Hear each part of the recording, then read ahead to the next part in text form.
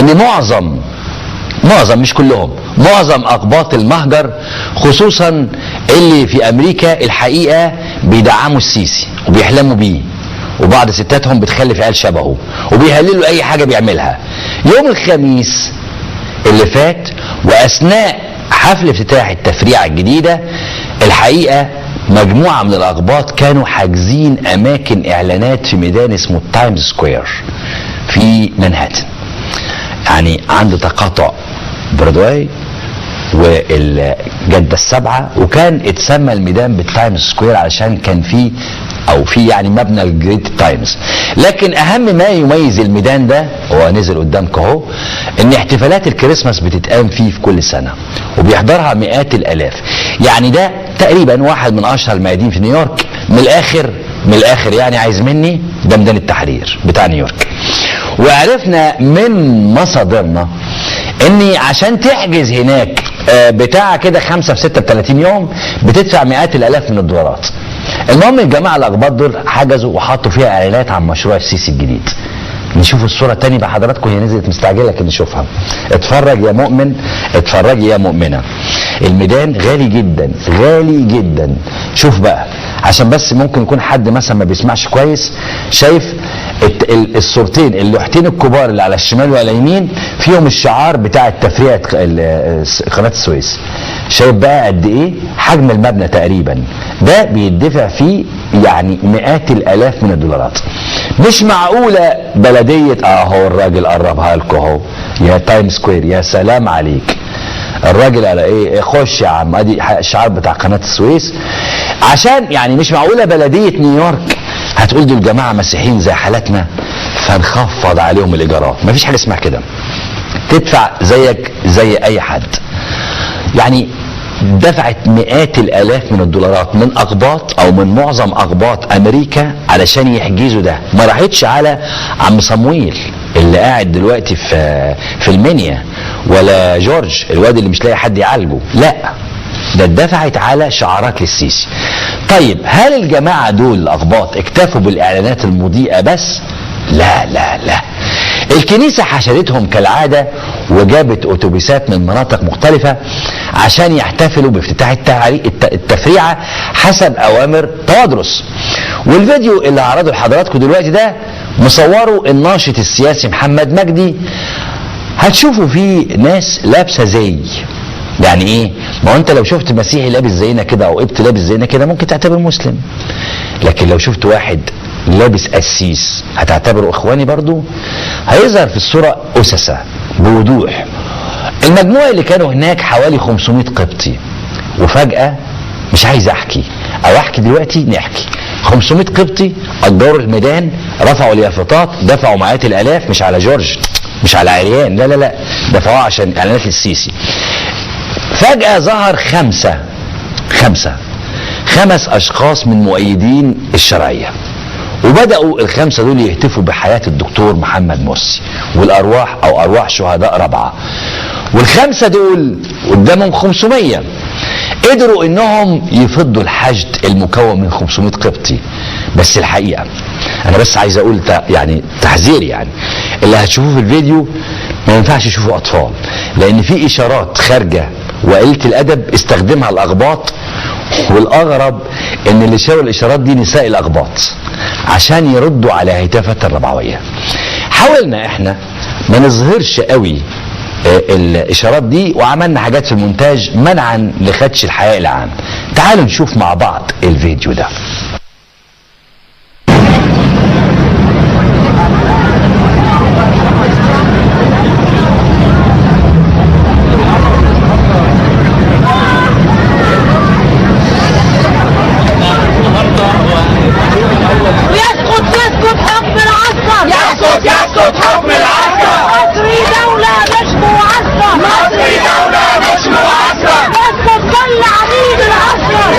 كل عبيد العسكر.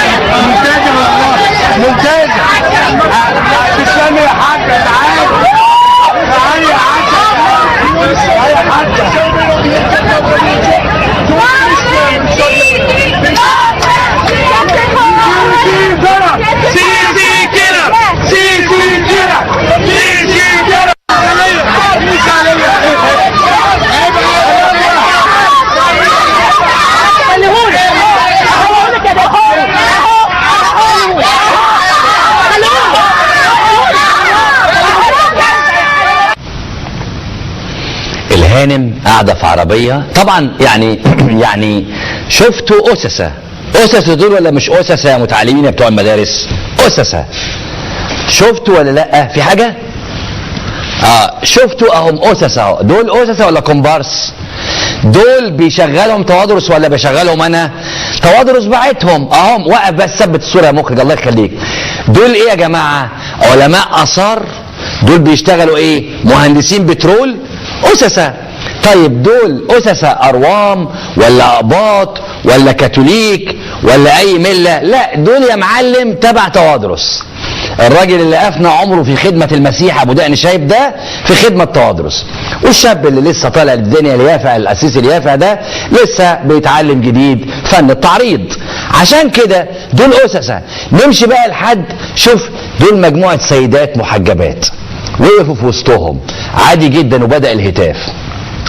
تعالى بقى للست اللي راكبه العربيه اللي بتشاور الاشاره البذيئه، وطبعا الست ردت عليها رد الحقيقه يعني مناسب، لان الحاجات دي محتاجه رد. لا انا عايز ما تقطعش عليا، عايز تقطع على الست اللي في العربيه وهي بتشاور الاشاره البذيئه ونقف عندها. ست راكبه عربيه عايشه في امريكا مصريه، الحقيقه شاورت اشاره احنا نقف عندها بس عشان نعرفكم مين هم انصار السيسي اللي مدعومين من الكنيسه واللي اجروا الميدان ده. ابص لسه لا لسه مش دي. بص لا اول ما يجي الهزي هو ده اهي. بس هنا احنا عملنا الدايره دي دي ست اللي بتشاور الاشاره دي ست مش راجل. افهم لو هي راجل عاده الرجاله بيبقوا ولاد ادب، لكن ست وهانم وعايشه في امريكا وراكبه العربيه وبتأيد السيسي بتشاور ليه كده؟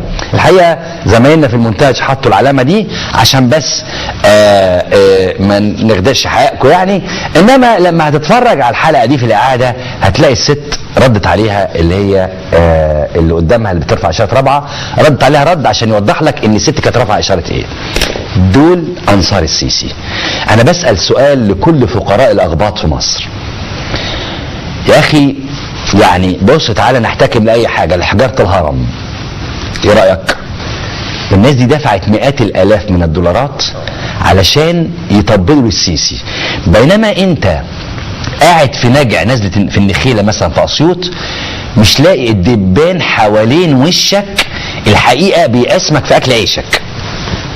انت قاعد في حته في الاقصر او في اسوان كقبطي مش كمسلم، سيبك من المسلمين، انت كقبطي قاعد اصلا مش لاقي لقمه العيش، وحياتك انت الجلابيه اللي عليك دي فصلتها بعد ما صمت ال 45 يوم اللي عدوا من 3 سنين.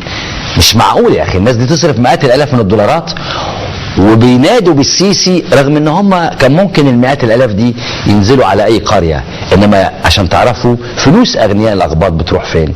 بتروح اما على السيسي او بتروح لجيب توادرس ورجالته. فقراء الاغباط لا عزاء لهم. خلينا نشوف بقى عشان نعلق اكتر على ده وناخد معلومات عنه. معانا على الهاتف من نيويورك الناشط السياسي محمد مجدي اللي صور او يعني اللي يدينا او فكره يشرح لنا ايه اللي حصل بالظبط. استاذ محمد مساء الخير. مساء الخير يا استاذ محمد، ازي حضرتك؟ الله يخليك الحمد لله. قول لي ايه بقى يعني ايه تايم سكوير واجروا الحكايه دي بكام وكانوا كام واحد تقريبا؟ هو بالنسبه للتايم سكوير ده من اهم الميادين في العالم لان بيجي له حوالي من 100 مليون سايح كل سنه. تمام. وفي ليله راس السنه الكوره بتنزل اللي هي الساعه 12 الكوره بتنزل كده في سنه جديده بيتابعوا ملايين البشر في العالم كله، يعني بتبقى لحظه الناس كلها بتستناها. تمام. فهو يعني عشان المكان ده بيزوروا عدد كبير جدا من السياح حوالي 100 مليون سائح كل سنه، الاعلانات في المنطقه دي غاليه جدا. شيء طبيعي لما منطقه فيها ناس كتير من العالم كله بتبقى الاعلانات فيها غاليه جدا. تمام. الاعلانات اللي موجوده دي بتتكلف $100,000 في اليوم، بقالها حوالي 15 يوم. بتكلف كام يا استاذ محمد؟ بتكلف كام؟ $100,000 في اليوم. $100,000 في اليوم، الاعلان الواحد ولا كبشه اعلانات ولا؟ الاعلان الواحد. لا الاعلان الواحد وده يعتبر سعر كويس يعني. وعلى فكره هم ما عملوش بس في ميدان تايمز سكوير في امريكا، عملوا كمان نفس الاعلانات دي في ميدان بيكاديلي في لندن. انا كنت هناك برضه وشفت المنظر ده. يعني بس خليني في تايمز سكوير، مالناش دعوه ببيكاديلي. تمام. تايم لا انا سكوير. بقول لحضرتك بس هي الاعلان بيكلف $100,000 في اليوم. في اليوم. تمام. في اليوم بالظبط. هم كانوا حاطين كام اعلان يا استاذ محمد؟ اللي احنا شفناه 3. 3 اعلانات، يعني تقريبا حوالي $300,000. بس معظم الفلوس دي حضرتك اللي دفعها السفاره، يعني معظم الفلوس المدفوعه دي من السفاره المصريه. ليه؟ مين اللي قال لك الخبر ده؟ والله في حد يعني قال لنا في السفاره ان هم يعني اسالني انا بعد ما تقفل، انا عايزك بعد ما تقفل هديك خبر السفارات المصريه في العالم بتعمل ايه. انا هقول لك بس لان انا تعاملت مع سفيرنا في روما وتعاملت مع سفيرنا في باريس، وحكوا لي مجموعه السفراء دول السفاره بتشحت ازاي او بتغتصب فلوس الجاليات المصريه هناك ازاي. اتفضل كمل. كانوا بقى عددهم قد ايه؟ ما انا هحكي لحضرتك بس القصه ايه اللي حصل بالظبط. احنا يوم 4/8 اليوم السابع نزل صوره، يعني نزل فيديو بيقول المصريين بيحتفلوا بافتتاح قناه السويس في تايم سكوير. كويس. لاحظت في الصوره حاجه غريبه قوي. لاحظت في الصوره طبعا اخواتنا الاباط موجودين. لاحظت في الصوره كمان ان هم جايبين معاهم بنات ملبسينهم محجبات معاهم، وهم اصلا احنا مصورينهم قبل كده ان هم يعني بس عادي يعني. ده يعني كانت حركه مستفزه نوعا ما. هم كانوا راحوا يوم 4/8، احنا قلنا بقى احنا لازم برضه نروح نقول راينا. فقلنا ان احنا ممكن نروح نصور فيديو صغير كده يوم 5/8 اللي هو ثاني يوم في نفس المكان. ايوه. وبالمره نشوف الاعلانات اللي احنا بنسمع عنها ما كناش شفناها يعني. كويس. المهم رحنا احنا رايحين بقى ايه، احنا هم راحوا امبارح واحنا قلنا هنروح النهارده، متوقعين هم هيجوا. فرحنا كان عددنا صغير، كنا حوالي 4-5 اشخاص بس مش اكتر من كده يعني. فاحنا اتفاجئنا يعني اتفاجئنا باعداد كبيره جدا. الاساوسه نازلين من الاتوبيسات وزي محطه بتصور معاهم وبيحتفوا كده. طبعا هم يعني ايه استفزونا طبعا واحنا ردينا عليهم. هم كانوا متوقعين ان احنا هنمشي، الحقيقه احنا ما مشيناش. ورد الفعل كان يعني قوي جدا لدرجه ان هم كنا بنسكتهم رغم ان احنا عددنا كان قليل جدا. سبحان الله كنا بنسكتهم يعني. تمام. بس معنى كده كلامك يا استاذ محمد مجدي ان هم راحوا يومين مش يوم واحد. هم راحوا 3 ايام كمان، راحوا اليوم اللي بعديه كمان 3 ايام. راحوا يوم 4/8 وراحوا يوم 5/8 اللي احنا قابلناهم فيه وراحوا طيب سؤالي الاعلانات فضلت في الشارع في الميدان 3 ايام؟ الاعلانات لا، الاعلانات موجوده من قبليها. الاعلانات موجوده قبلها يمكن ب 15 يوم. 15 يوم؟ الاعلانات دي موجوده. مش الاعلان ده اتحط في يومها وخلاص يعني؟ لا الاعلانات موجوده من قبلها بكتير، وحتى الجرايد اللي هو الوطن والحاجات دي كلهم كانوا كاتبين عنها من فتره. يعني اصلا الاعلانات محطوطه في اليوم، يعني هنقول مثلا من 10 ايام من 7 ايام في اليوم. الاعلان واحد بيكلف 100,000 في 3 اعلانات، يعني مبلغ حوالي 500 جنيه. طيب لا ده غير في ده بقول لحضرتك ده غير في عربيات عليها يعني عليها بتنور، عليها شاشات برضه هم مأجرينها في اماكن في شوارع نيويورك. ايوه العربيات بتاعت الكبيره دي. بس الحقيقه انا مش عارف دي بصراحه بتتأجر يعني. طيب يعني لكن انتوا قدرتوا ازاي يا محمد يا استاذ محمد، يعني قدرتوا ازاي تمشوا؟ انتوا شكلكم عددكم كان قليل قوي واغلبكم ستات، يعني حتى صوتكم والله ما هو بالظبط هم استفزونا ويعني وكانوا متخيلين هم هيخوفونا. احنا صممنا ان احنا ما نمشيش. انا اللي مصور على فكره، اللي مصور الفيديو. ايوه. والحقيقه يعني فعلا كلمه الحق انا اول مره اتعرض في حياه الناس كده. فعلا كلمه الحق اقوى بكتير من اي حاجه ثانيه. فعلا كنا عددنا قليل لكن كنا بنهتف بحماس جامد جدا. كانوا بيسكتوا سبحان الله مش عارفين يقولوا ايه. هم نفسهم كانوا مصدومين لان دي طبعا دي ناس عايشه في عالم تاني. يعني مثلا بيتفرجوا على قنوات معينه وعايشين في عالم تاني، متخيلين ان مفيش حد، متخيلين الناس كلها هم عايشين في العالم الافتراضي بتاعهم يعني. استاذ محمد مجدي من امريكا. اتفضل. انا زي ما قلت لحضرتك يعني هم الحركه اللي هم عاملينها ان هم كانوا ملبسين بنات كلهم طبعا كانوا على عين الصلبان عشان ما يبانوش ان هم. انا عايز منك طلب يا محمد، انا عايز منك طلب يا استاذ محمد. تحيي لي كل ست والله العظيم نزلت قدام شويه الرعاع دول ارجوك. بشكرك جدا استاذ محمد مجدي من امريكا. عايز بس اقول لحضرتك حاجه، عايز اقول لحضرتك بس اخر حاجه. احنا يعني رغم ان الموقف يبان ان المصريين متفرقين لكن ممكن يبقى في عندنا حاجات مشتركه. يعني ناس مؤيدين السيسي شايفينه اسد، احنا شايفينه انه حمار. فكلنا متفقين انه حيوان. صح، اشكرك جدا يا أستاذ. هو حيوان، من جهه حيوان دي ما تدورش وراه، يعني الراجل حيوان وبيعترف.